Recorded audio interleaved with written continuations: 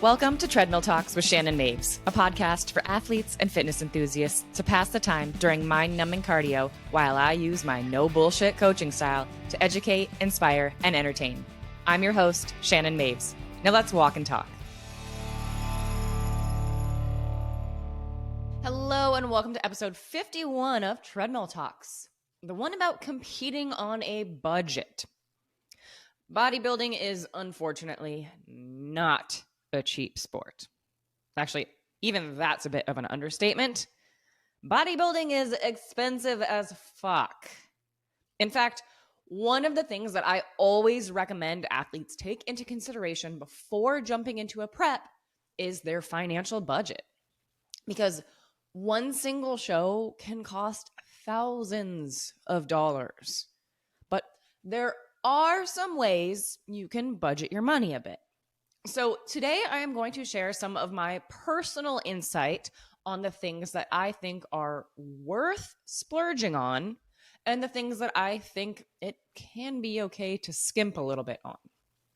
The main expense that you need to consider when competing is your coach.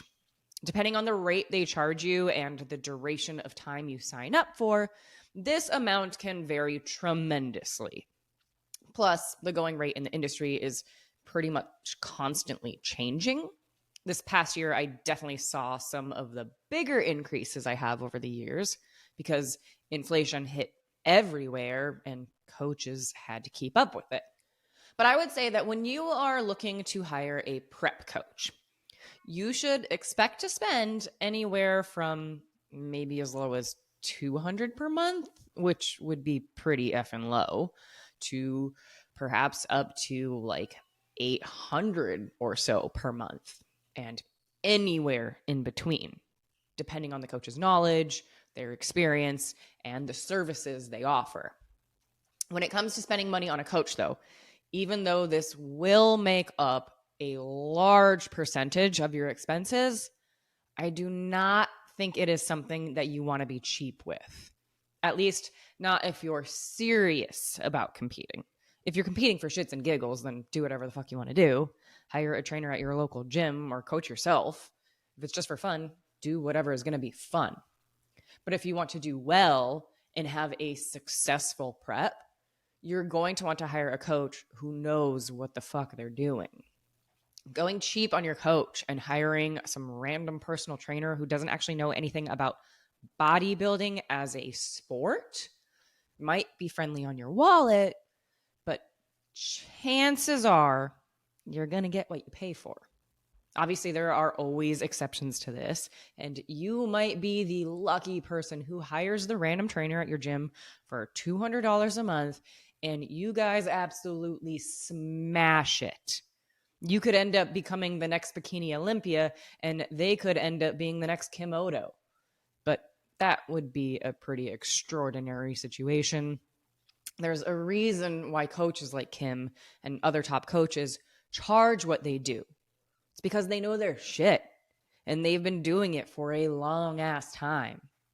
So even though it might cost you a bit more, I think it can definitely be worth it to have that level of coaching.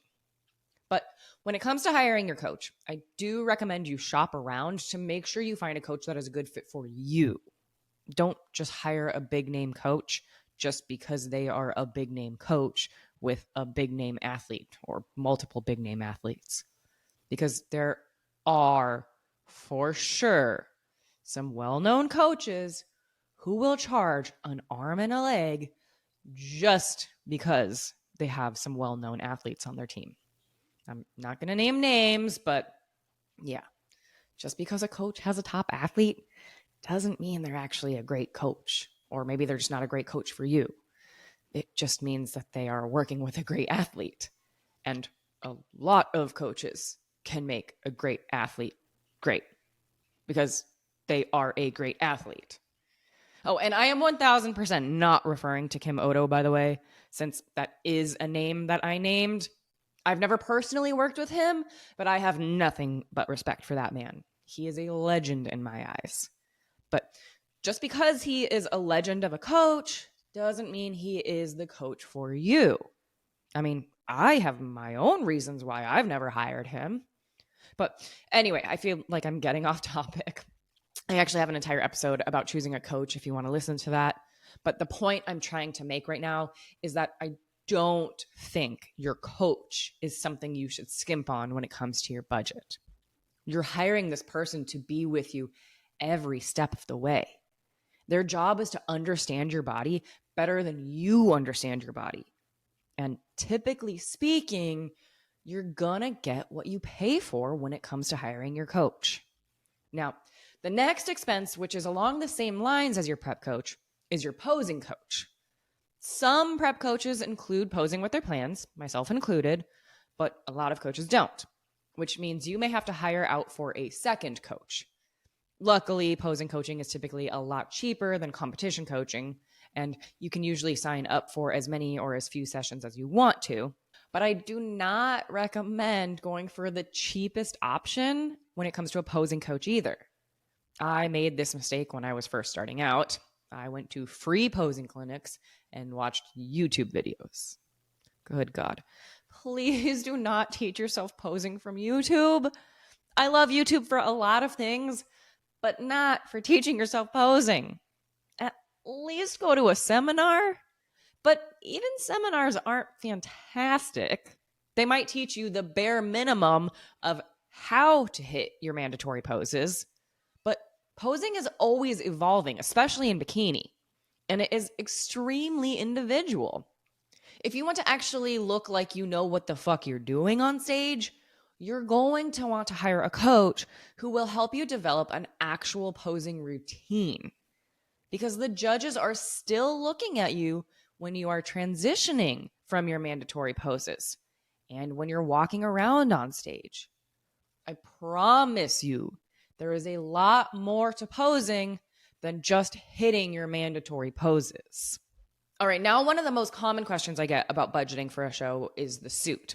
And I know a lot of people are going to disagree with me on this, but I do not think you have to break the bank when it comes to your suit. Again, I'm not going to name any names, but I have never had good experiences with some of the big name suit designers. Granted, I haven't tried all of them, but there are for sure some smaller businesses who make competition suits for a fraction of the price and are oftentimes better quality.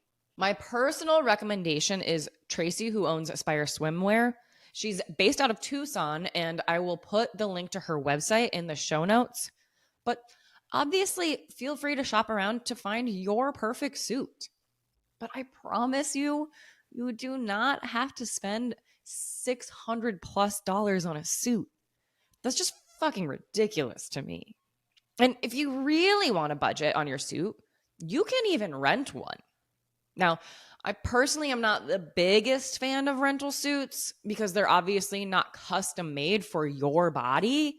So sometimes they aren't the most flattering, but oftentimes they can be great. If you're able to try on a suit before you rent it, then I think renting could be an awesome option to save some money.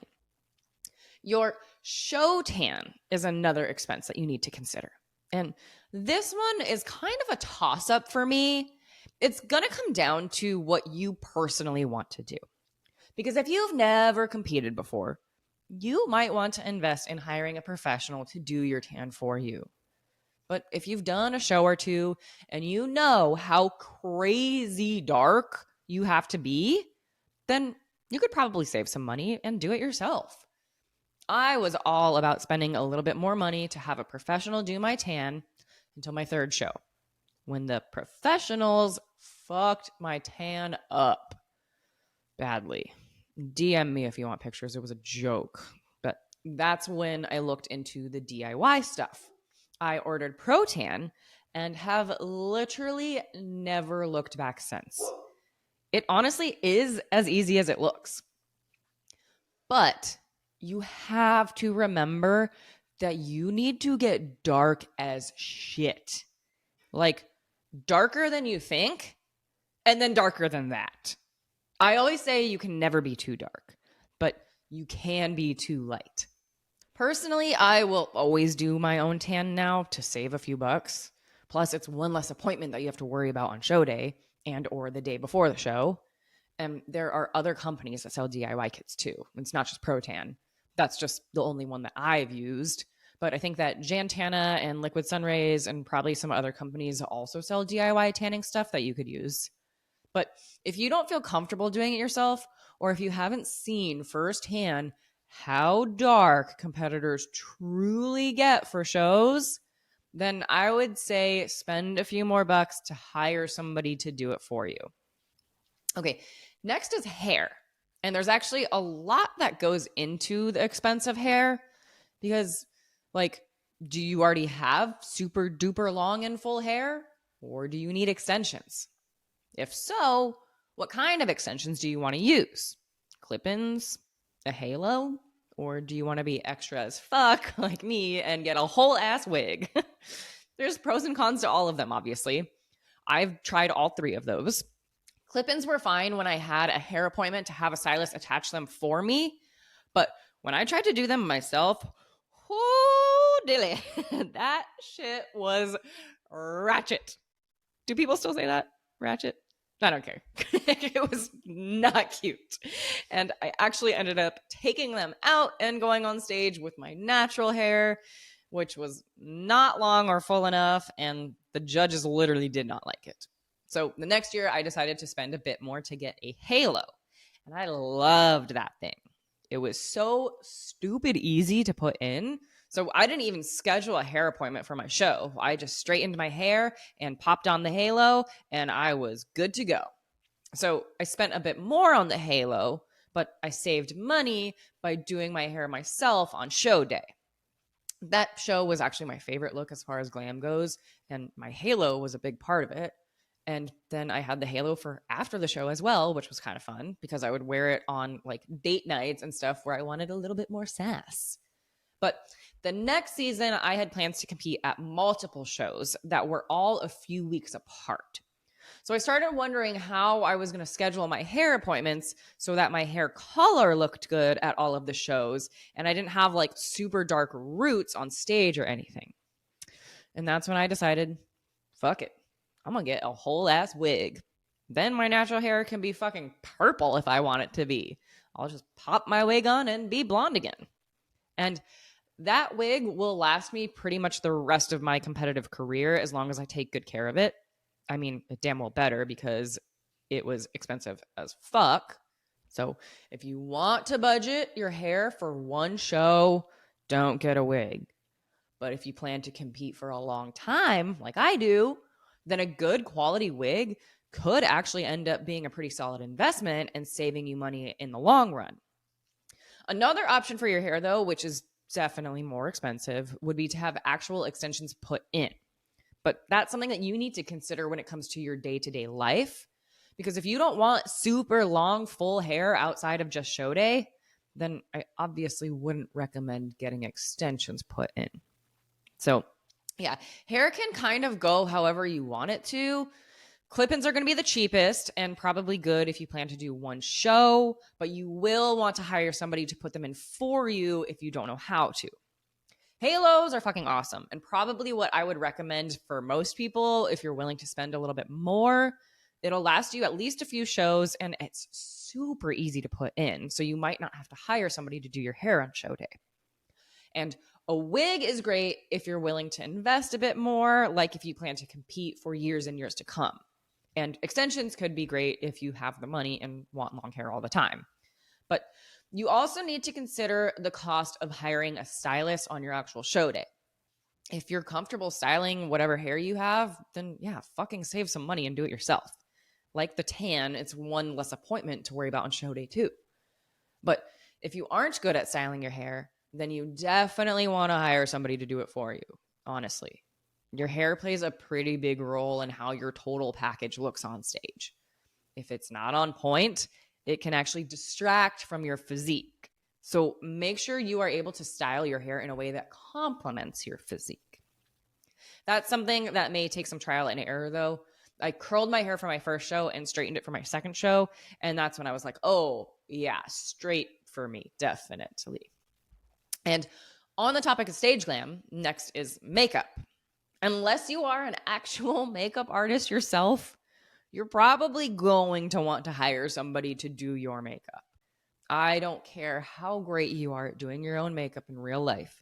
Stage makeup is not the same as going out on a date makeup. Everything on stage is bigger and bolder than you think. Once you're all done up with your super dark tan and your sparkly ass bikini, with your long and full hair and your dramatic stage makeup, you should look in the mirror and not even recognize yourself. My own sister didn't even recognize me at my first show. I went right up to her afterwards to say hi, and she was like, "Oh shit, what the fuck?" So, yeah, spend the money to have somebody help you with your stage makeup. The other glam thing that I recommend spending a bit more on is your shoes. You can get cheap posing shoes on Amazon if you really want to, but keep in mind that you have to wear those things for quite a while when you're on stage, and you need to be able to walk comfortably and hold poses a lot longer than you do during your posing practice. So, if you've got cheap shoes that are digging into your toes or your feet are sliding around while you're walking, it's gonna affect your stage presence. I recommend spending a bit more on some good posing shoes, especially if you plan to do more than one show, because they're gonna last you at least a few shows. My favorites are the Olympians by the Shoe Fairy. They actually have a couple of different styles, and you can do straps or mules. That's more of just a preference thing, really. But I think most competitors will agree with me that the Shoe Fairy shoes are the best. They're good quality and they're comfortable. So I'll link their website in the show notes, as well as Protan and anything else that I mentioned, so that you guys have access to everything in one place. There are a couple of glam items, though, that I think you can and should save your money on. First one is jewelry. I honestly don't know why the fuck some girls spend so much money on their stage jewelry. It's costume jewelry, and it's being seen from so far away that nobody is going to know if it's cheap. I've legit worn old ass bracelets with missing rhinestones on stage before, and literally nobody noticed. And stage jewelry is something that does change styles after a while.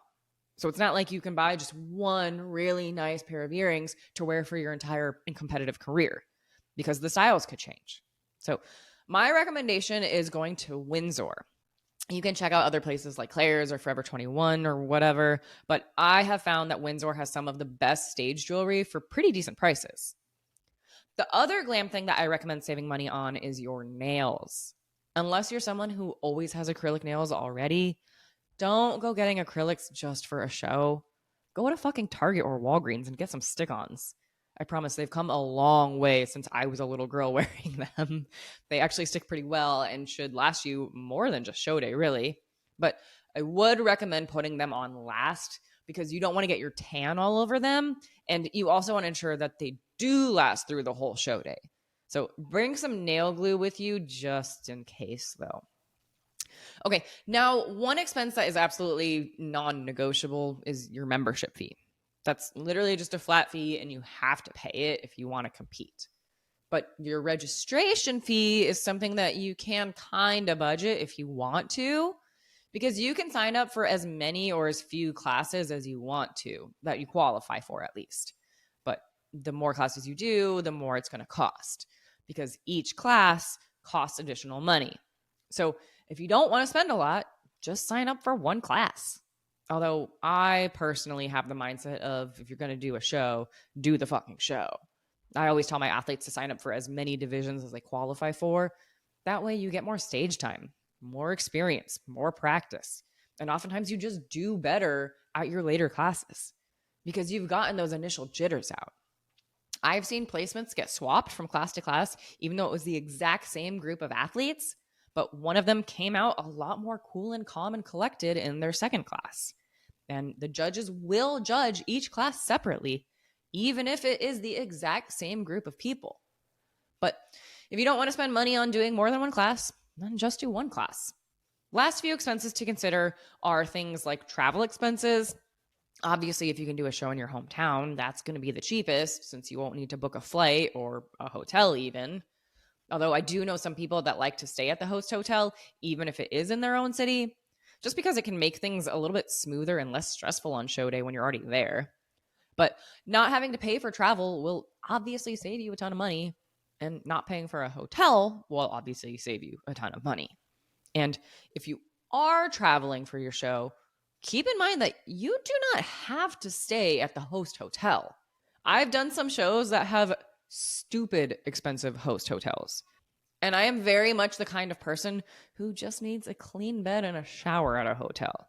I'm not very lavish when it comes to that shit. So I'm all about saving money and staying at a cheaper place. Although you will probably want to stay somewhere that at least has a fridge and maybe a microwave, since you'll be bringing meal prepped food. Again, this one kind of comes down to preference and situation, I guess. But hopefully all of this has given you some ideas on ways you can save money. If you're planning to compete at a national show, though, you're going to be spending a pretty penny, because you're more than likely going to have to travel, and the show registration is more expensive, and all of that show glam becomes even more important at the national level. Basically, even on a tighter budget, I would still plan to spend around $2,000, maybe $1,500. But if you can do it on that tight of a budget, let me know what the fuck you did, because I will be impressed.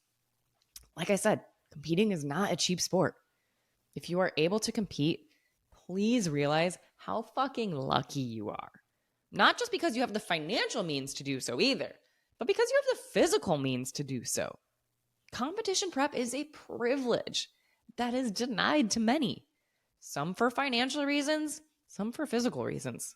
So count your blessings and enjoy your process and your journey, and budget however you want to budget, and splurge however you want to splurge. Let me know what you thought of this episode, what was helpful, or maybe something that you had never considered. And please be sure to share it with anyone that you think might appreciate it. Posting it to your social media is always great too, because I guarantee you that there are people you don't even realize could benefit from hearing some of this stuff. And as always, be sure to tag me so that I can give you a shout out right back. Thanks for listening. Thank you for listening to Treadmill Talks. If this episode taught you something, lit a fire under your ass, or at least helped you forget how long you've been walking in place, please leave a review or take a screenshot to share on your social media. Don't forget to tag me at Shannon Maves so I can give you some love right back. And thanks again for listening to my Treadmill Talk.